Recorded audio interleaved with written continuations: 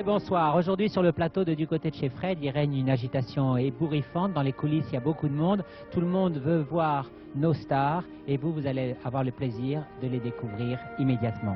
Par un étrange trait de notre caractère, effectivement, en France, nous ne faisons peut-être pas assez attention à des réussites éclatantes que tout le monde entier reconnaît largement.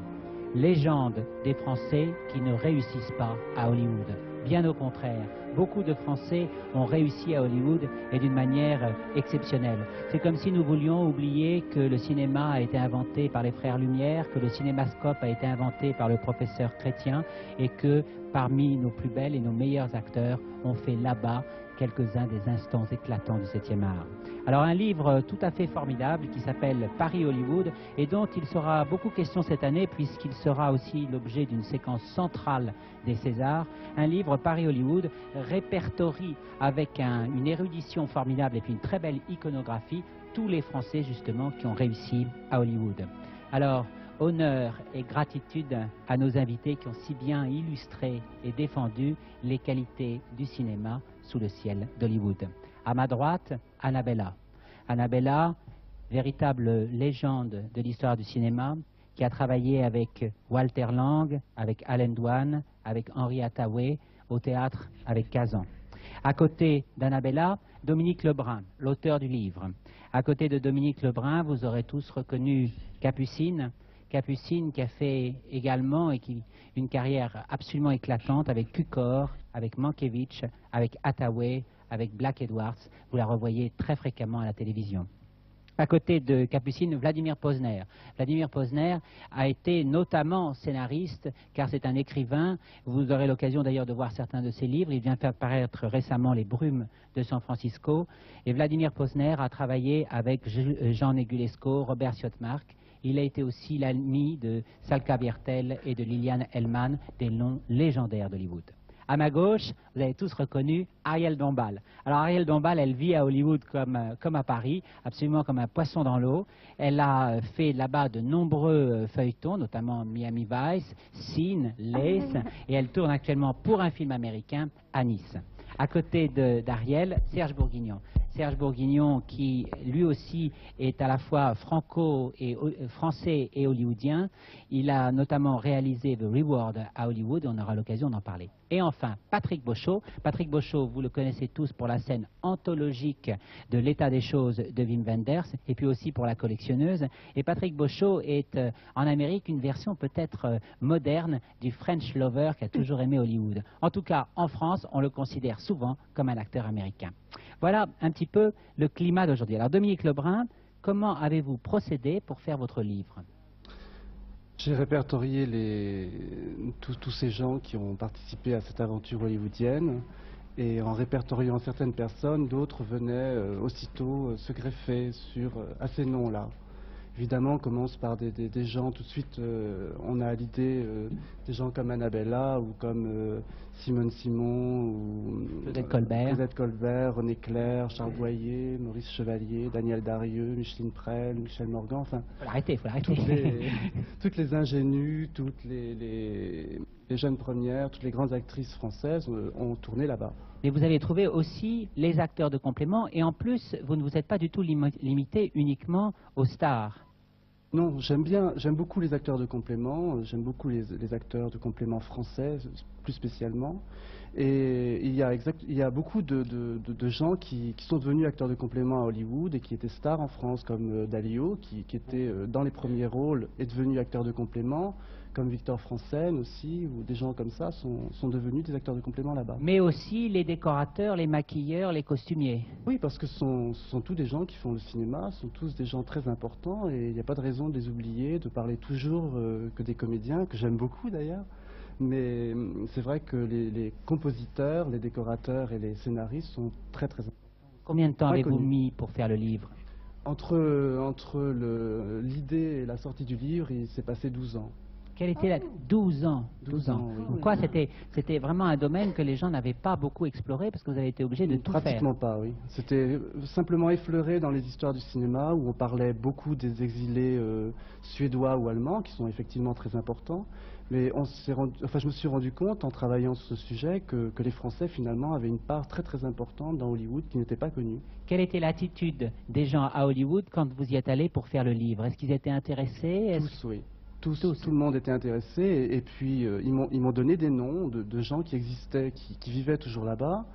J'ai rencontré là-bas des gens comme Eugène Lourier qui a continué sa carrière là-bas, qui est exilé depuis la guerre, puisque à la guerre évidemment beaucoup de gens sont partis là-bas et sont restés. Des gens comme Jean Renoir sont restés là-bas après.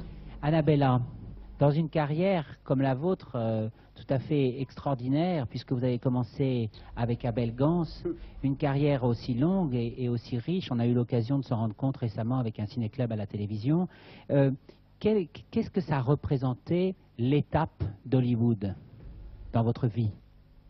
Pour vous dire la vérité, je crois que je suis devenue amoureuse de l'Amérique avant de devenir amoureuse de Tyrone Power et de l'épouser. Mais dès mon arrivée, j'ai eu un coup de foudre. Et Hollywood, après Épinay et après Joinville, I thought it was a fairy tale. J'ai cru que c'était un rêve. J'ai cru que c'était le... Je me suis amusée comme une folle. J'ai pas pris beaucoup de choses au sérieux, mais...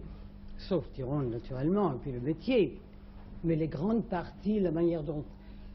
Je trouvais ça éblouissant. Je me souviens d'une fois d'un dîner qui était dans une pièce où il n'y avait que des fleurs blanches partout, et avec des cacatoès sur les fleurs blanches, et quelques orchidées pour faire une tache. Je trouvais que j'étais dans un pays, un conte de fées, et j'en ai bien profité. Et les gens étaient adorables. Parce que je dois dire que si la France est le plus beau pays du monde, il n'y a qu'à voyager, voir toutes les églises, les monuments, les toits qui sont tantôt d'une manière, tantôt d'une autre. Le caractère des Américains m'a séduit parce qu'ils ont été d'une gentillesse avec moi. J'ai adoré l'Amérique. Je l'aime toujours. Alors, je voudrais que vous venez de parler de votre premier contact avec l'Amérique. Je voudrais justement qu'on creuse un peu cette histoire du premier contact. Et Capucine, qui nous a fait vraiment la gentillesse de venir de l'endroit où elle habite, qui n'est pas près de Paris, elle nous a apporté aussi un petit chef-d'œuvre, un petit joyau. Et je suis bien content parce que à Antenne 2, à Cinéma, il y a souvent des joyaux. Alors nous aussi, on en a un maintenant aujourd'hui. Ce sont les essais de Capucine à Hollywood. Regardez. Capucine, but when I tell you that you are Irene, yes, you answer that. Yes. Now, what is Capucine and what is Irene? Oh, Capucine is my surname. Your third name? No, my surname, my nickname. Nickname? Yes. Aha, Capucine. Mm-hmm. You were born in France? Yes. Where? On the Riviera. Oh, what place on the Riviera? Saint-Raphaël. Is it near Monte Carlo? No, it's near Saint-Tropez. Near Saint-Tropez. Mm-hmm. Is there a gambling house there? No. There is no gambling house No. there. Well, I don't think I have anything to do there. Darling, tell me please, how long are you in America? 7 months now. You never spoke English before? No. In other words, everything you say, you learned in the last 7 months. Yes? Who taught you? Hmm? Who taught you, a man or a woman? Nobody, myself. Yourself? Yes. Do you know many American men? Yes. You know many? Mm-hmm. Well, what do you think of American men? Nothing. Nothing! Why nothing? Mm. Wouldn't you like to marry an American man? Yes. If he can give me a baby. If he can give you a baby, I guarantee you that. Yes? In writing. Mm. Absolutely in writing. Alors Capucine, c'est vraiment un document magnifique. Alors je traduis pour les téléspectateurs. En fait, vous leur expliquez que vous êtes né sur la Riviera, à Saint-Raphaël, que vous ne parlez anglais que depuis 7 mois, que vous avez appris toute seule. La personne qui vous interroge vous demande ce que vous pensez. Gregory Walthoff, Oui. il est mort. Il vous parlait d'ailleurs, il vous parlait comme un inceste, très brutalement, non? Oui, mais vous comprenez, j'étais tellement impressionnée, j'avais appris une scène vraiment par cœur, comme ça. D'ailleurs, vous l'avez vu, j'ai un accent... Parlez près du micro. J'ai un accent épouvantable sur ma première scène. Puis là, pour essayer de me détendre un peu, il me posait des puisqu'il parlait français, il me posait des questions personnelles, ça, mais vous imaginez que pour moi, c'était un jour, je me disais jamais, Jacques Becker, quand j'étais en France, m'avait dit, tu sais, toi, il faut que tu attendes parce que tu es trop entre Morgan et Micheline Prel, mais attends-moi, je te donnerai ta chance. Et puis, malheureusement, il fallait que je gagne ma vie. Puis un jour, sur un coup de tête, je suis partie aux États-Unis pour faire des photos, parce que je faisais des photos pour gagner ma vie, pour faire mes cours de comédie. Et puis, le hasard a voulu que j'ai rencontré un jour, je suis entrée dans un restaurant, il y avait John Wayne à une table, et puis un monsieur à côté qui ressemblait étrangement à Clark Gable, et ce monsieur s'appelait Charlie Feldman. Il s'est trouvé qu'il était ami des gens avec qui je dînais, et il est venu à table, il a demandé à quelqu'un, puisque lui ne parlait pas un mot de français et moi très très peu d'anglais, et il a dit, je veux qu'elle vienne faire un essai à Hollywood. Et à ce moment-là, je me suis dit, mais qu'est-ce que je vais faire dans ce pays avec ces créatures de rêve? Je ne parle pas la langue, j'avais pas envie d'y aller. Mes amis m'ont poussé, puis j'y suis allée, et j'ai fait une partie de ce que vous avez vu sur la bobine. Et Charlie Feldman, à ma surprise, m'a signé pour un contrat de 7 ans. À votre surprise, mais nous, quand on voit les essais, là, il y en a encore des petits bouts qui passent, quand on voit les essais, on comprend qu'il vous est gardé. Hein. Alors, et tout de suite, vous avez été catapulté dans un grand rôle, puisque vous avez tourné avec Charles Widor et Cukor. Pendant 2 ans, je n'ai rien fait d'autre que d'apprendre l'anglais. Et je ne pouvais parler français avec personne, sauf avec Romain Gary, qui était à l'époque consul de France en Californie. Et mon professeur d'anglais me disait, si un jour j'arrivais, il me dit, ah, hier vous avez parlé français. Parce que si je parlais avec Romain, ce qui n'était pas souvent, mais une fois de temps en temps, je retombais dans mon accent français et je voulais absolument le perdre. Alors j'ai fait du cramming d'anglais pendant 2 ans, et puis j'ai fait un essai à la Columbia, on était 6 ou 7, et c'est là où j'ai été choisie pour faire mon premier rôle avec Dirk Bogarde. Donc ce rêve hollywoodien dont Annabella nous parlait, c'était aussi un rêve assez dur. Mais pour moi, c'était quelque chose, parce que les Américains ont cette qualité suprême, je trouve, c'est qu'on vous donne une chance, à vous de l'attraper, mais on vous l'offre et on fait tout pour que vous travailliez dans les meilleures conditions, etc. Ce qui, malheureusement, peut-être maintenant, mais autrefois, ne se faisait pas chez nous.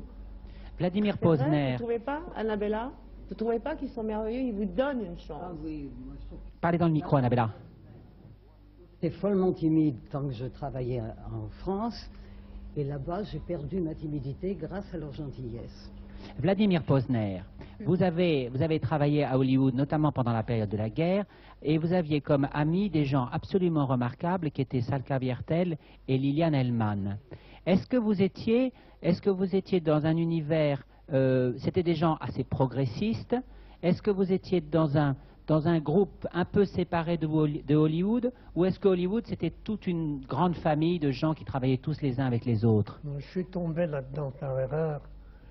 Je vivais depuis 2 ans à San Francisco, qui est une vraie ville. Et puis, les gens sont partis parce que l'Amérique était entrée en guerre. Et alors moi, je suis allé à ce moment-là à Hollywood, ce qu'on appelle Hollywood, uniquement parce que c'est là qu'avaient les vieilles immigrations françaises, allemandes, italienne et d'autres. Et là, également par hasard, quelqu'un m'a dit, tel roman que vous venez de publier, voudrait pas en faire un film. C'est assez, je sais pas, quand on est très jeune surtout, ce qui n'était pas mon cas, on s'est dit au cinéma, et on y va 1 fois par semaine, n'est-ce pas, au moins. Et on rêve ça, d'en faire soi-même. Et comme ça, j'ai commencé. Alors, Vladimir, c'est très intéressant ce que vous dites, parce qu'on a l'impression, on le sent bien avec tout ce que vous venez de nous dire les uns et les autres, c'est que Hollywood est tout le temps à l'affût. C'est-à-dire que Capucine rentre dans un restaurant, hop, on la regarde. Annabella fait des grands films en Europe, hop, on lui demande de venir. Vladimir Posner a écrit un excellent livre. Il y a aussi des tas d'immigrés qui sont là, hop, on l'attrape. Ça, c'est ce côté attrape-tout d'Hollywood est absolument passionnant. Alors, je voudrais savoir si maintenant ça se passe de la même manière. Comment est-ce qu'on entre à Hollywood, Ariel? Écoutez, aujourd'hui? Oui, bien sûr, il n'y a plus le système qui était assez merveilleux, qui était le système des studios.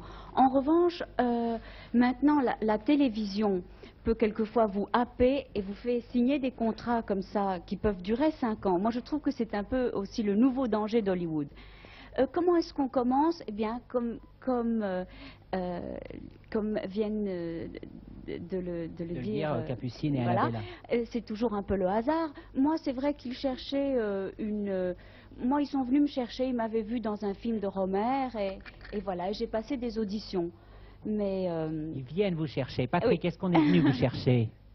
Mon expérience à moi est un petit peu différente parce que je suis allé là-bas un petit peu en aventurier sur le film de Wim Wenders, donc L'état des choses, qui est un film qui s'inscrit un petit peu contre Hollywood, une vision européenne dans le fond de la vie à Los Angeles.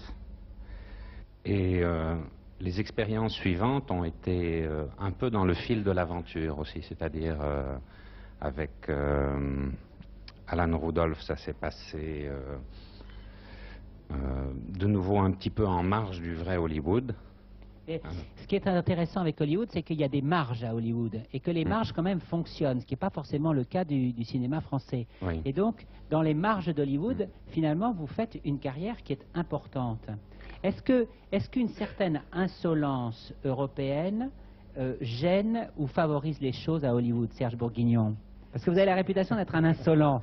Suivez mon regard. Suivez votre... C'est très difficile de répondre, Frédéric. Bon, on est ce que l'on est. Moi, je sais que j'ai vu passer beaucoup de réalisateurs qui essayaient de faire des choses à Los Angeles. Et si les Américains, je dis les Américains en vrac, en gros, comme le disait Annabella et Capucine, ne vous demandent pas, n'ont pas vraiment envie de ce que vous pouvez apporter, je crois qu'il y a peu de chance. Et il n'y a aucune raison d'aller frapper à leur porte. Personnellement, j'ai eu cette chance d'y venir parce qu'on m'a demandé. Mais effectivement, il vaut mieux se modeler dans le moule américain si on veut faire ce qu'on appelle une carrière américaine.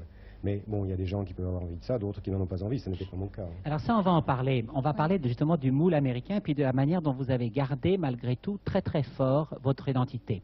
Mais en attendant, moi je voudrais vous amener un petit peu d'Hollywood ici. Alors là, tout le monde s'agite, tout le monde a compris qu'on allait avoir de la musique. Il y a un monsieur qui va venir quasiment s'asseoir sur mes genoux d'ailleurs pour pouvoir filmer la troupe de Olivier Saint-Danès dans une chorégraphie de Patrice Valero. Et c'est un programme qui s'appelle de Fred Astaire à nos jours. Ça passe le 11 février à Aubonne, le 3 mars à Neuilly. Vous allez voir, c'est très agréable.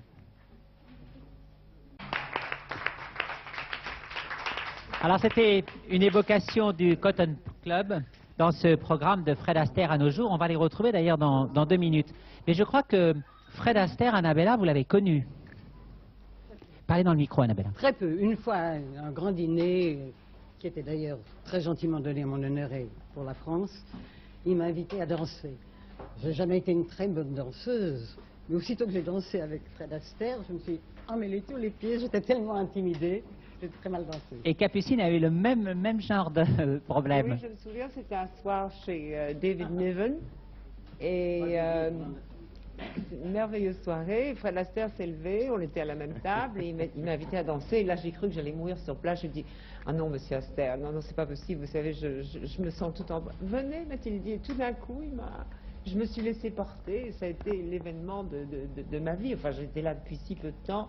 Jamais la petite paysanne que j'étais aurait imaginé qu'elle danserait avec Fred Astaire. Elles sont toutes comme vous, les petites paysannes de Saint-Raphaël. Dites donc, Saint-Raphaël, c'est extraordinaire. J'y suis née par accident. Hein. Oui. Enfin, bon, c'est quand même assez impressionnant, les petites paysannes que j'étais, de vous entendre dire vrai, ça. Je l'étais. Bon, alors, on va creuser encore cet aspect-là, là, tout à l'heure. Justement, je voudrais savoir, cette histoire d'adaptation à Hollywood, ça devait être quand même un petit peu difficile. Quelles étaient les relations, par exemple, Annabella, que vous aviez avec les producteurs d'Hollywood? Producteurs, oui, mais les monsieur Fox, monsieur Meyer, ou tous ces gros monsieur-là, ils avaient des bureaux immenses, ils avaient tous les droits, ils faisaient ce que monsieur a reproché, des longs contrats. Et mon cher Tyrone, quand il est revenu de la marine, de la guerre, il a cru qu'il allait être complètement oublié, il a re-signé pour 7 ans. Alors ces messieurs derrière leur grand bureau, on leur appartenait. Et moi j'ai appris quelque chose justement, et ça m'est revenu aujourd'hui, par Charlie Feldman. parce que j'ai tourné peu là-bas. J'étais contente parce qu'aussitôt que Tyrone était libre, moi je voulais pas avec les autres Français me réunir et parler de la France, je voulais connaître l'Amérique, je voulais voyager, je voulais tout voir. Et un jour, Charlie Feldman me dit, « You know, you are on the blacklist. » Vous êtes sur la liste noire. Pas du tout au point de vue politique, parce que je suis très loin des communistes. Mais, je dis pourquoi? Eh bien parce que j'avais fait du théâtre avec Tyrone. D'abord, j'avais épousé leur Tyrone. Little French Frog, you know, c'était déjà pas une très bonne idée. Et puis nous avons joué l'Hélium à peu près à 1 heure de New York. C'était la première fois que j'allais, j'ai beaucoup fait de théâtre là-bas, mais que j'allais sur une scène dans un langage qui n'était pas le mien. Alors on se disait, bon, ça n'est pas New York, ça n'est pas encore Broadway, it's better to wait, c'est mieux d'attendre. Et tous les critiques sont venus. Et ils ont dit très gentiment, voilà le nouveau couple pour Broadway. Eh bien, Monsieur Zanuck a dit, non seulement elle a épousé Tyrone, mais elle va l'enlever de Hollywood pour le théâtre. Alors, fini, rideau. Donc il y avait quand même un pouvoir comme ça. Oh, ils avaient un pouvoir qui leur montait à la tête. Il ne faut jamais avoir trop de pouvoir. Que ce soit au cinéma ou n'importe où. Ou dans d'autres domaines, oui. Ah, Jamais trop de pouvoir. Capucine, est-ce que l'expérience américaine vous a servi pour le reste de votre carrière, pour les autres films que vous avez fait en Europe, par exemple? Ah bah écoutez, en Europe, malheureusement, bon, je le dis puisque je ne travaille pas en France. J'espère y travailler bientôt. Enfin, j'ai fait 1 ou 2 choses, mais qui ne sont pas vraiment importantes. Mais, vous comprenez, ma chance, on a donné là-bas. Alors, bien sûr qu'il y avait des choses auxquelles j'étais pas habituée, je me sentais un peu prisonnière. Puis la Californie, Hollywood, tout ça, c'est pas une vraie ville, c'est un décor. Donc, je rentrais 1 fois par année, parce que l'Europe me manquait. C'était même pas tellement la France, c'était l'Europe. Mais, comme on dit en anglais, I was not to kick the hand that fed me. Et je leur dois tout. Et je pas mordre la main qui m'a nourri. Voilà, et je leur dois même ce que je fais maintenant, même si je ne joue plus les rôles d'héroïne, je joue des rôles plus intéressants, mais ma chance, on me l'a donnée là-bas, et ne serait-ce que pour ça, toute ma vie, je leur en serais reconnaissante. Malgré les différences qu'il pouvait y avoir, par exemple, moi, en tant que Française, je détestais les déjeuners de bonnes femmes, par exemple, la hen party, ça, je supportais pas du tout. Mais les choses ont beaucoup changé. Les choses ont beaucoup changé. En France, c'est pas très drôle non plus, oui. Mais les choses ont quand même beaucoup changé à Hollywood. Moi, quand j'ai commencé en 58, par exemple, il n'était pas question de se montrer, même à 9 h du matin, pas maquillée. Il fallait toujours être prête, comme si on allait vous photographier. Aujourd'hui, les gens ne se maquillent pas, ils se baladent en jeans, mais je peux vous dire qu'en 58, 60, il fallait toujours être absolument impeccable, comme si on allait se présenter devant la caméra. Alors c'était des contraintes, vous voyez, mais c'était ou ça, ou il fallait jouer le jeu. Vladimir Posner, vous aviez déjà une carrière d'écrivain qui était importante. Vous étiez considéré par les éditeurs comme un être unique. Quand vous vous êtes retrouvé à Hollywood et que vous avez été obligé de travailler avec d'autres scénaristes, que les producteurs vous disaient « j'aime ça, j'aime pas ça », comment est-ce que vous avez vécu cette expérience? Non, je n'ai jamais écrit avec un autre. Ah bon, alors je me suis trompé. Non, ça s'est arrangé comme ça. Mais je suis tombé à la Warner et pendant 2 ans, je suis resté, ils voulaient me garder. Et alors j'ai travaillé, j'ai écrit là-bas. Ils respectaient votre travail? Mon producteur? Oui. Alors on discutait le coup, on savait, ça allait comme ça, très vaguement. Je voudrais demander à Ariel comment elle fait, elle, pour s'adapter si facilement aux méthodes de tournage américaines, parce qu'il paraît que c'est beaucoup plus dur qu'en France. Oui, enfin plus dur, c'est un lieu commun. C'est vrai que les Américains travaillent d'une manière très efficace, très rapide, mais comme disaient Annabella et Capucine, c'est la gentillesse qui prime. Ils vous font toujours sentir comme si vous étiez quelqu'un de très indispensable, d'unique, de singulier, de précieux et d'irremplaçable. Ça, c'est merveilleux parce qu'alors on ose tout. Mais en même temps, j'ai remarqué que les Européens et les Français souffrent toujours de vivre longtemps à Hollywood. Moi, évidemment, j'ai eu des propositions de m'installer en tant qu'actrice hollywoodienne. Ça veut dire de signer un contrat avec la télévision de 5 ans. Et je ne l'ai pas fait parce que pour moi, j'avais l'impression de sacrifier réellement ma vie en m'installant à Hollywood. C'est-à-dire que c'est un prix à payer que je ne voulais pas payer, m'installer vraiment dans le système hollywoodien. Serge Bourguignon, on a l'impression que c'est un danger tout de même, ces contrats de longue durée. Ça c'est évident, surtout pour un créateur, mais je pense qu'il n'y en a plus beaucoup maintenant de contrats de longue durée. Non, mais à la télévision, oui, c'est les nouveaux contrats, c'est quand on... Est-ce que vous aviez la possibilité de refuser des choses, Serge? Oui, bien entendu. Tu sais, moi, j'ai jamais eu de contrat de longue durée. J'ai fait mon premier film à la Fox, qui était The Reward, et Dick Zanuck m'avait proposé un fabuleux contrat de 7 ans.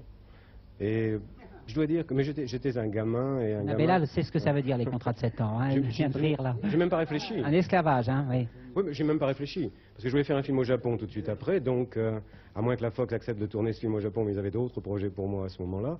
Et moi, ça m'a toujours gêné qu'on ait des projets pour moi. Et je préférais avoir les miens, qui ne correspondaient pas toujours aux leurs, c'est évident. Donc je préférais fonctionner au coup par coup, ce que j'ai fait. Et être libre de partir, de revenir, de m'arrêter de tourner. Parce que c'est ça la chose aussi. Moi, personnellement, je suis un cinéaste qui se distille à la fois de mon goût, mais aussi de par les événements. Et je ne me voyais pas partir dans un rythme de tournage qui est celui d'un film par an. Quand on est à ce moment-là, on ne peut plus écrire. Moi, j'écris ou je coécris mes sujets. Il faut qu'on le sente, qu'on ait envie de le faire. Et ça, c'était... Cela dit, je comprends très bien que pour la période que moi, malheureusement, je n'ai pas connue, mais dont vous avez connu, Alain Bella, la splendeur, le grand jaillissement, et Capucine en a vu la fin, ça devait être la seule façon de fonctionner. C'était la fameuse expression « l'usine à rêve », et ça devait être assez fascinant, finalement, pas forcément d'être un big-picture director, parce que c'était aussi la chose. C'était l'époque encore où il y avait des contrats à 2 vitesses. Je ne sais pas si c'était la même chose pour les acteurs, mais pour les metteurs en scène, on signait soit un contrat de A director, un contrat A, ou un contrat B. Le contrat A vous donnait toutes sortes de prérogatives que vous n'aviez pas dans le contrat B. Et ainsi, par exemple, dans le contrat A, vous aviez 3 cuts. Moi, par exemple, avec Antenne 2, j'ai l'impression de temps en temps d'avoir signé un contrat Z. Bon, alors alors ça, c'était une... Président de la République, n'oubliez oui, pas. Absolument. Hein. Oui, absolument. Mais c'était une méchanceté gratuite, là. Je vous propose de voir une petite séquence d'hommage à quelqu'un qui avait des contrats A et qui a fait une carrière éblouissante, c'était Claudette Colbert. Ah, oui. Alors, on a demandé à Lila de se prêter au jeu de Claudette Colbert. Elle est donc allée au studio Visiora et ils lui ont fait un magnifique maquillage à la Cléopâtre. Ah, c'est pas la vraie Claudette? C'est presque la vraie Claudette Colbert. En tout cas, c'est la vraie Lila. La voici devenant Cléopâtre au studio Visiora. Alors, Dominique, est-ce qu'il y a eu des grands maquilleurs français à Hollywood? Pas à ma connaissance, non. Pas à ma connaissance. Mais par contre, des grands costumiers. Des grands costumiers. Il y a eu surtout, évidemment, Jean-Louis et René Hubert, qui étaient les deux plus importants. Hubert, sublime.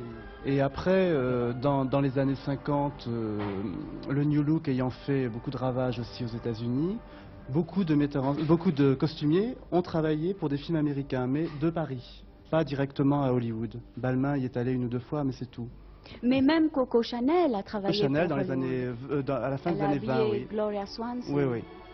Ouais, Est-ce que les... Jean-Louis a fait tous mes costumes Oui, c'est pour ça. mon premier film. Oui, je voulais demander... Un film d'époque. Pour le bal des adultes. Je voulais demander à la petite paysanne de Saint-Raphaël, je voulais demander, est-ce que l'extraordinaire carrière que vous aviez fait avant de faire du cinéma comme mannequin, est-ce que ce chic français que vous aviez, est-ce que c'était pas quelque chose dont les Américains étaient fous et dont ils se disaient qu'ils n'arriveraient pas à atteindre? Regardez comme Lila est belle en Cléopâtre. Super. Voilà la petite sœur de Claudette Colbert. On va d'ailleurs la retrouver dans une seconde en chair et en os. Mais histoire d'élégance, qu'est-ce que les Américains recherchaient le plus de la part des Français? Qu'ils soient français ou qu'ils deviennent américains? Oh mon Dieu, oui, ça c'est une question vaste. Je ne pense pas qu'ils Parlez bien deviennent dans le américains, micro, mais Capucine. je pense que les Américains prennent toujours ce qu'il y a de mieux chez les uns et chez les autres.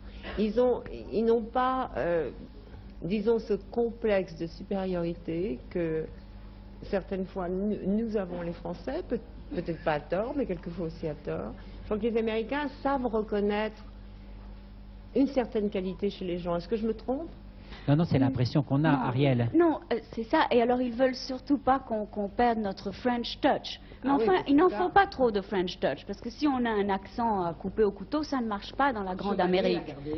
Oui, chevalier. Il y a peut-être... Chevalier et Dalio, n'oubliez pas que Marcel, que je voyais très souvent là-bas, qui était là depuis 25 ans, il avait toujours un accent français à couper au couteau. Oui. Mais s'il n'en avait pas eu, il n'aurait plus été Dalio. Ça faisait encore partie de cette époque où c'était important et c'était sa personnalité. Vladimir... Moi, en revanche, j'ai tout fait pour perdre le mien, Oui. parce que autrement, ça n'aurait pas été possible. Vladimir Posner. Et par rapport, Greta Garbo ne parlait pas un mot d'anglais en arrivant. Greta Garbo ne parlait pas un mot d'anglais en arrivant. Non, non. Et elle a toujours gardé son vrai. accent d'ailleurs. Hein. À peine, à peine, à peine. Elle a appris. It could have been the great love of my life, elle disait quand même. It could have been the great love of my life. Patrick, est-ce qu'ils ont cherché, est-ce qu'ils cherchent à vous américaniser ou est-ce qu'ils vous aiment comme vous êtes? Ben, moi, de nouveau, c'est pas tout à fait la même Oui, expérience justement. de Los Angeles que j'ai, parce que c'est pas tellement le Los Angeles des longs contrats. J'y suis allé toujours en tant que pigiste. Alors, disons que dans le cadre de Choose Me, par exemple, ils ont misé sur un certain côté Frenchy, oui, mais il fallait... mais je n'avais pas d'accent, par exemple. J'ai joué avec un accent américain, puisque j'incarnais un personnage qui était installé là-bas, disons, depuis toujours. Moi, je suis d'abord ébloui par cet apprentissage de la langue, parce que parler et faire des films dans une langue étrangère, c'est horriblement difficile. Et je voudrais que les téléspectateurs qui regardent l'émission, qui vous voient là, tellement gai, en pleine forme, ayant beaucoup travaillé, ayant vécu des trucs difficiles, qui se rendent compte que toute cette gaieté, c'est le fruit d'un terrible travail. Parce que parler anglais comme moi je le parle, c'est pas très compliqué. Mais parler anglais devant une caméra, dans un film, en respectant à la lettre un scénario, ça c'est ou sur la scène, c'est vraiment autre chose. Oui. Et je voudrais saluer ce fait que vous avez eu le courage de vous atteler aussi à ce travail qui vous semble maintenant tout à fait naturel, mais qui, Oui. Dieu sait, c'est pas facile. C'était ça ou rien. Oui. Moi, je dois dire que je préfère encore jouer en français, qui est ma langue.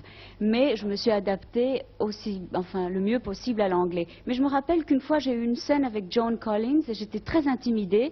Et tout à coup, je ne savais plus parler anglais, mais du tout, c'était paniquant. Alors là, maintenant, il y a quelqu'un qui va nous parler, en hiéroglyphes, parce que nous arrivons au milieu de l'émission. Alors, on va vous montrer un objet du jour, et c'est notre Claudette Colbert Visiora qui va vous montrer cet objet du jour, en hiéroglyphes. Bonjour, j'espère que vous allez bien. Voici l'objet du jour, un très bel album par Maurice Bessy et Claude Belly, en souvenir du 10e anniversaire de la disparition de Jean Renoir. Jean Renoir aux éditions Pygmalion. Ce livre retrace toute la carrière de ce grand cinéaste, film par film, notamment sa période américaine souvent méconnue. Le décor est un hommage aux artistes de cinéma, les toiles de Gilles Gerber et Gilles Guèze, les sculptures de Gilbert Père, les bijoux de Liliane Muller et le tout exposé à la galerie Cor. Ma perruque est signée similaire d'Annie Davray. À plus tard. Merci, je me sens absolument comme César et Antoine là tout d'un coup. Frédéric, mais justement là, on évoquait Jean Renoir. Mais voilà quelqu'un qui a quand même beaucoup souffert du système américain. Mais il y est resté pourtant. Il y est resté, mais il a beaucoup souffert Renoir. Oui, moi je l'ai rencontré, j'ai été déjeuner, dîner chez lui. C'est vrai, il y est tout de même resté. Oui. Oui, alors ça, on va en parler de ceux qui sont marche partis plus, mon truc. et de ceux qui... Si, ça marche, Capucine. On va en parler de ceux qui sont partis et qui sont restés. Mais je voudrais qu'on soit un petit peu indiscret là aussi, qu'on parle d'amour, parce qu'une ville dans laquelle on travaille pendant longtemps, c'est aussi une ville où on aime. Or, alors là, Annabella est la gagnante, oui. Annabella, ça a été la grande expérience de votre vie, Tyrone Power. Adorable, oui. Merveilleux. Il avait toutes les qualités. Parlez bien dans le micro. Toutes les qualités, mais un défaut, il était faible. Il ne savait pas dire non, ou zut, ou chut à M. Zanuck. C'est dommage. Et est-ce que Hollywood est une ville pudique ou est-ce que c'est une ville licencieuse? Alors ça, on n'arrive pas à se rendre compte, parce qu'on nous raconte toujours des histoires d'amour terribles, et puis en fait, les gens nous disent... Moi, je ne sais pas maintenant, mais déjà, disons, à la fin des années 50, il fallait faire très, très attention. parce qu'il y avait deux dames redoutables, une s'appelait Oui, Luella Parson, Parson et l'autre Ada Harper. Et aussi, on vous voyait un jour même prendre un thé quelque part, immédiatement les journaux imaginaient que vous aviez une liaison, que vous aviez ceci. Il fallait faire très attention. Il ne le voyait pas, il l'inventait. Et il l'inventait. Et il y a une histoire merveilleuse, je ne pense pas que c'est un... Je ne vais pas dévoiler un secret, elle ne concerne pas quelqu'un qui est présent, mais c'est une histoire que tout le monde connaît à Si Hollywood. c'est l'émission, on peut dire du mal des absents. Non, non, c'est pas du mal. Et c'est pour Généralement, vous ils sont devant le poste, mais enfin, ça fait rien. que les grands patrons du studio, par exemple, quand Kim Novak a commencé sa carrière, c'était la star de la Columbia. Le grand patron s'appelait M. Cohen, et elle a eu, je veux dire, c'est pas un secret, tout le monde le sait, elle a eu un grand roman avec le chanteur noir, ça y est, j'ai oublié son nom. Oui. Non, le petit, le grand ami. Sammy Davis. Sammy Sammy Davis Jr. Et elle peignait, elle avait une maison sur la côte, et elle avait peint, paraît-il, un Christ. Et le Christ, c'était Sammy Davis Jr. Et tout ça, évidemment, se vivait extrêmement caché. Et quand Harry Cohn a appris cette histoire, comme elle était, elle, sa vedette numéro 1, et qu'à l'époque, il n'y avait pas l'intégration, à part Harry Belafonte et puis la grande chanteuse, j'oublie, Ella Fitzgerald, eh bien, on a envoyé, il a appelé la mafia, et ça c'est Frank Sinatra qui me l'a raconté lui-même. Sammy Davis était au Sand Hotel à Las Vegas, et à la fin du spectacle, les copains sont rentrés dans sa suite, et l'on dit, dis donc, elle est bien, la troisième petite danseuse avant le numéro. Il a dit, oui, oui, elle est très bien. Bon, mais tu l'épouses la semaine prochaine. Et il a dit, mais j'ai aucune intention de l'épouser. Et on lui a dit, ben écoute, ou tu l'épouses, ou tu sais ce qui va t'arriver. Et il n'a plus jamais pu revoir Kim Novak, ça a été fini. Oui, alors quand même, ça vous donne des frissons dans le dos. Hein. Ah oui, ça veut voilà. dire Ça, aussi j'ai jamais entendu. que le système était quand même... Sûr, c'est Charlie Feldman qui m'a raconté l'histoire. Alors Annabella, puisque vous l'avez connu, Charlie n'était pas un menteur. C'est une histoire terrifiante. C'est une histoire à la Patrick, quand Patrick joue le rôle d'un méchant comme dans le film avec Sardou. C'est vraiment...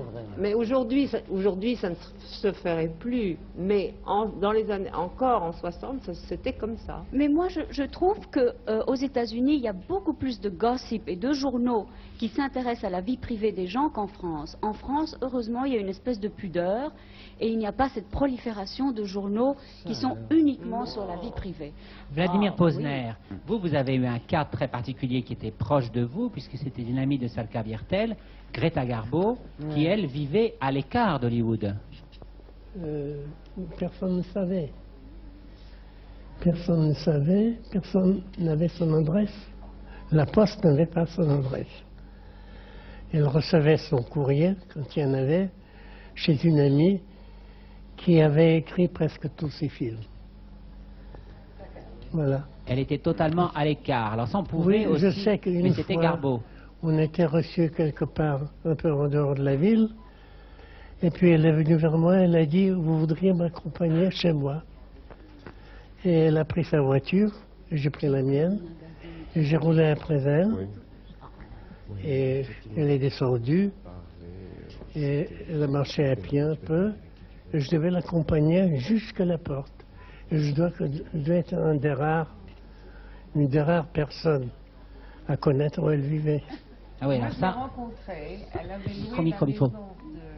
Elle avait loué une maison qui habitait à Jean Nigulesco. C'était une immense maison. Il n'y avait que 2 pièces de meublé. Le petit salon et sa chambre. Et comme c'était une grande amie de Charlie Feldman, lui, il l'appelait Gigi. C'est comme ça que je l'ai connue. Et elle s'est permis le luxe 2 années plus tard, parce qu'elle elle allait souvent dans le midi à Cap d'Aille. Et il y a eu une immense soirée donnée à Monte-Carlo avec Merle Auburn. Il y avait toutes les grandes stars. Tout le monde était habillé, diamanté, etc. Et elle a accepté de venir à cette soirée, et elle est arrivée avec ses vieux pantalons et son vieux pullover et ses espadrilles, alors que tout le monde était en robe du soir, et elle était la reine de la soirée. Mais parce qu'elle était suffisamment puissante, peut-être? Oui, parce qu'elle a dit, je viens, mais je viens comme je suis. Et elle a été la reine de la soirée. Alors je voudrais qu'on dise juste encore, qu'on clore un petit peu ce chapitre sur les relations hollywoodiennes. Et je voulais demander à Annabella, est-ce qu'à Hollywood, on se fait des amis? Ah oui, naturellement. Gary Cooper, dont je suis encore très ami avec sa fille, et Doug Fairbanks Jr., c'est chez lui que j'ai rencontré Lord Mountbatten. Mais chaque fois que nous étions libres, au lieu de rester à faire du blablabla et de... J'ai connu le Grand Canyon, j'ai tout voyagé, je connais l'Amérique, même avant de faire des tournées avec une pièce de théâtre, avec Noel Coward, j'ai joué sa pièce un peu partout.